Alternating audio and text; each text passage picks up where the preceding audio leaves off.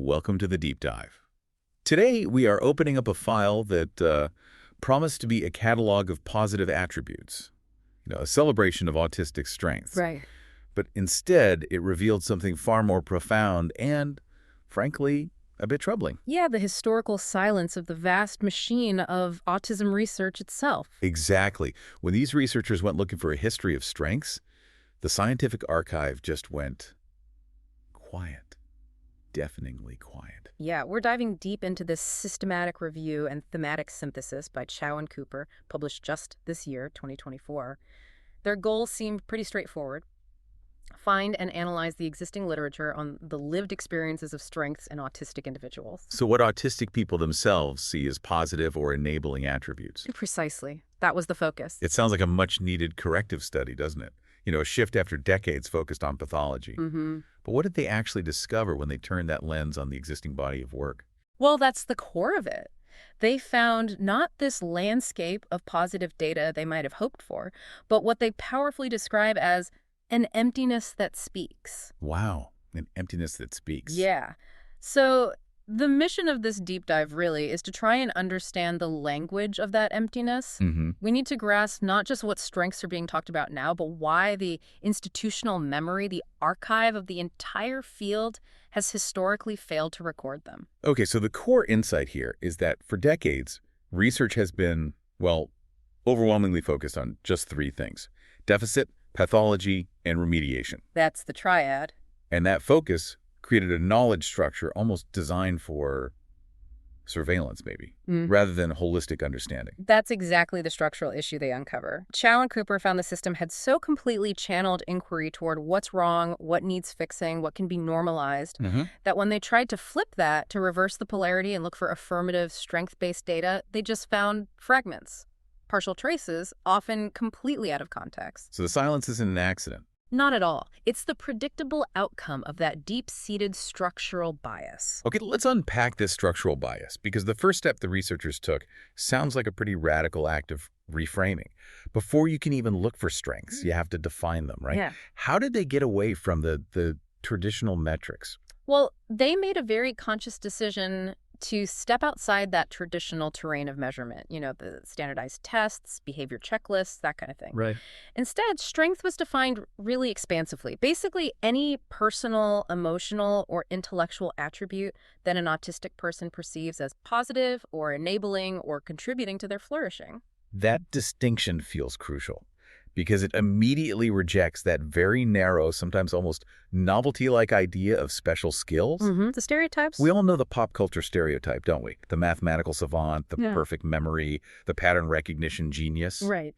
This new definition moves way past reducing autistic life to just a list of curiosities. Absolutely. It broadens the scope to include those quieter, maybe relational, emotional capacities that shape everyday living and well-being. And this methodological choice, it's actually a profound philosophical statement in itself. How so?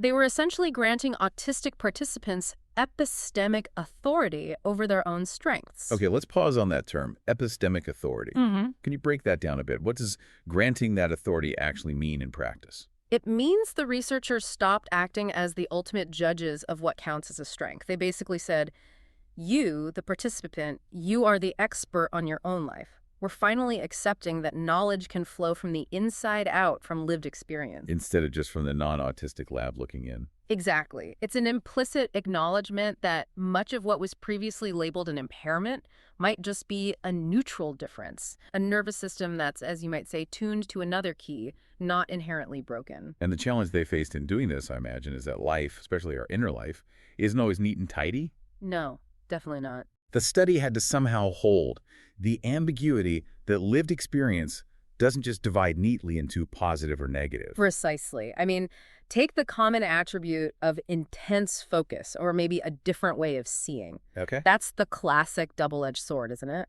That single trait can easily oscillate. It can be a massive strength, enabling deep creative work, building profound expertise. Right. But maybe in a really demanding, fast-paced corporate environment, it could become a crushing burden if it stops you from switching attention quickly. So its value completely shifts depending on the context of the environment. Totally. And that's fascinating because it means the researchers were willing to hold that kind of instability. Which is often avoided in mainstream research, Yep. where you need clear quantification, fixed definitions. That's the currency of legitimacy, usually. Exactly. It fundamentally destabilizes the idea that traits are just inherently good or bad. It shifts the focus away from just the individual and puts it onto the interaction between the individual and their environment. Okay, here's where the study gets really interesting and maybe, like you said, quite damning. Chow and Cooper's biggest finding was this scarcity of strength-focused data. Why is the lack of information itself a scientific finding? That sounds more like a philosophical point. Because the absence of data isn't random, it confirms the historical direction of the entire field. The authors finding that very few reviewed studies were actually designed to explore strengths. Well, as you said, it's damning. It's like a mirror held up to the field, showing this deep structural asymmetry. So the funding priorities, the diagnostic frameworks, the institutional incentives, they were all geared towards what could be measured as a deficit and then corrected. That's the implication, yes. If you're looking for research funding, you pitch a study about remediation or therapy outcomes, maybe managing challenging behaviors. Not about what helps a person thrive or feel successful and happy using their inherent traits. Exactly. The whole epistemic infrastructure, the way we built knowledge about autism, was constructed around what needed correction. And if you have an infrastructure designed primarily to detect illness or problems, it's inevitably going to struggle to detect health or strengths, even when they're right there. And that structural bias means that autistic people potentially lost decades of support focused on things like career placement, optimizing education, leveraging those inherent strengths. That's a very real consequence, yes. Missed opportunities. And what about the positive data they did manage to find? When strengths actually appear in the archives, they aren't central findings, are they? No, not at all. They're typically found as fragments rescued from the margins. That's the author's phrasing. Fragments rescued from the margin. Yeah, they're almost always just incidental remarks buried deep within qualitative interviews that were actually framed around coping mechanisms or adaptation strategies or therapy outcomes. So a participant might mention, say, a sense of pride in their solitary creativity, or maybe their intense attention to detail in their environment. Right. But the paper quickly pivots back to discussing social deficits or communication challenges. That's exactly the pattern they found. What the review captures is this sort of scattered field of whispers, not a coherent chorus of affirmation.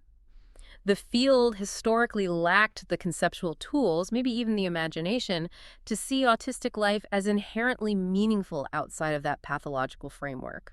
Which created a kind of conceptual absence. Yeah. Where a whole literature on moral strengths or relational gifts or aesthetic capacities should have been. Precisely. And it sounds like strengths were almost forced to become these easily measurable, sometimes almost robotic traits like pattern recognition or memory. Simply because the research pipeline rewards the, quote, clarity of deficit. Is that it? That really is the crux of their critique. Deficits demand correction, right? They maintain that hierarchy between the researcher who knows how to fix and the subject who needs fixing. But strengths demand entirely different things. They demand recognition, accommodation, partnership. And those terms fundamentally trouble that asymmetry between the expert and the participant. Exactly. They shift the power dynamic. Which brings us to this critical tension, maybe the most powerful insight of the whole study. Autistic people articulate their strengths, often with real clarity, but the existing research framework just struggles mightily to register those definitions as legitimate scientific data. Yes. That disjunction is fascinating. The gap between the lived articulation, how individuals describe their inner world and capabilities, and the institutional legibility of that strength. Autistic participants describe attributes like authenticity, a fierce devotion to fairness, maybe incredible sensory attunement, moral steadfastness. Things that sound pretty positive. Yeah, but these are attributes often way outside what non-autistic researchers are trained or even equipped to measure or sometimes even value. Let's pause on that idea you mentioned earlier, deficit colonization. That's a really striking concept. You're saying the language itself, the research language, is almost hostile to strengths. Can you give us a clear breakdown of how a positive attribute gets redefined as a pathology? Okay, so the field has basically developed this grammar of deficit that actively colonizes the vocabulary of strength. It essentially reframes qualities as symptoms.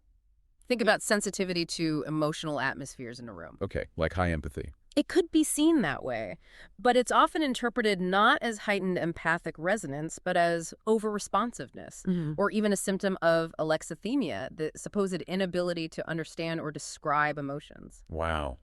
So if I feel the emotional tone of a room really intensely, a clinician might not say I have high emotional awareness? They might say you're pathologically overwhelmed by stimuli, or misinterpreting social cues, Okay, I see. or take a deep moral instinct for justice. Strong desire for rules to be followed consistently and fairly. That instinct is frequently reclassified in research settings as rigidity or inflexible thinking. Ah, so you're not seeing a moral compass, you're seeing a roadblock to adaptation. Exactly. And even perceptual gifts, like an ability to perceive patterns and details that others might miss, get reframed as restricted and repetitive interests. That's profound. It means the system isn't just failing to see the strengths, it's actively distorting it. It's twisting it to fit into a negative category so it can be clinically addressed. That's the deep irony of the archive they explored. Even in this systematic review, which was designed specifically to counter that invisibility, the voices of autistic participants still appear through all these layers of mediation. They're filtered by researchers who often hold unconscious deficit assumptions. Then they're extracted as fragments from broader interviews, and then finally interpreted by the reviewers conducting the synthesis. So by the time the words actually reach the final document, they carry what the authors called the sediment of translation. Yes, the original meaning has been eroded, reshaped by the process itself. Okay, so stepping back, what does this all mean for the big picture of understanding autism? The final revelation seems to point the finger not at the individual at all, but squarely at the intellectual system that studied them. This absence of strength-centered research is truly the residue of institutional myopia. Yeah, and if we connect this to that bigger picture, it implies that the field's historical claim to objectivity might have been built on, well, asymmetrical power. The research process was often one where non-autistic observers defined and measured autistic lives entirely through their own cognitive norms, their own standards of value. And even positive shifts, like the move towards strengths-based approaches. They still risk retaining that underlying epistemic gatekeeping, as they call it, if they don't actively dismantle that power structure first. It's not enough just to look for strengths, and you have to change who gets to define them and how. The authors made a critical observation that really feels like it destabilizes the whole concept of clinical neutrality.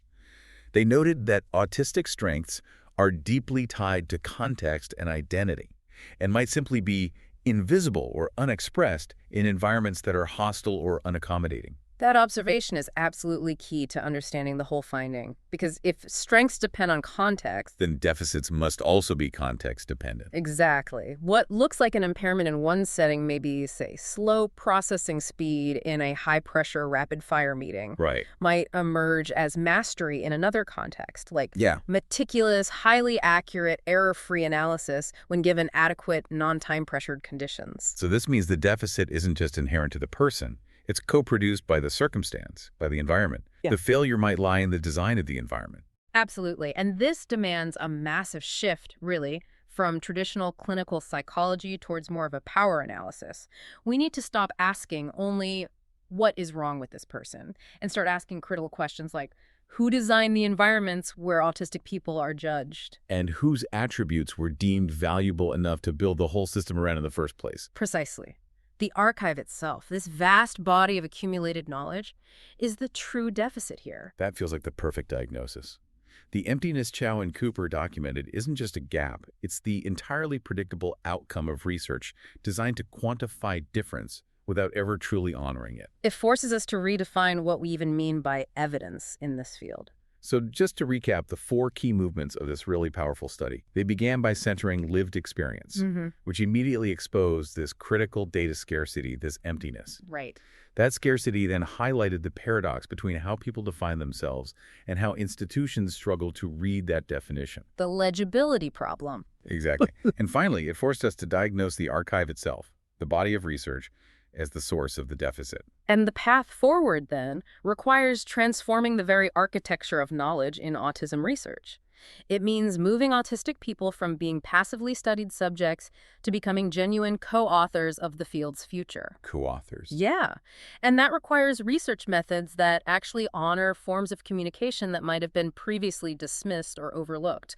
Methods that can integrate nonlinear thought, maybe silence itself, sensory narratives, passionate interests, see them as legitimate forms of data, rather than trying to force everything into narrow analytic grids designed by neurotypical assumptions. It really seems this review serves less as a catalog of existing strengths, doesn't it? And more as this stark illumination of a profound historical silence. It's like a roadmap for what we should have been doing all along. Definitely. And it underlines that core idea. The variability might lie less in the self and more in the world's capacity or incapacity to see. So this leaves you, the listener, with a really crucial question that comes straight from the authors. If, as they say, to experience one's strengths requires an environment that recognizes them as such, what vital attributes might currently be getting dimmed? Dimmed in your own life, perhaps. Or in your organization, your workplace, your professional context, simply because the environment fails to see them as valuable. The challenge, then, isn't just finding the strengths. No, it's about creating the conditions, building the environments where those strengths can actually shine through, unmediated and unchallenged.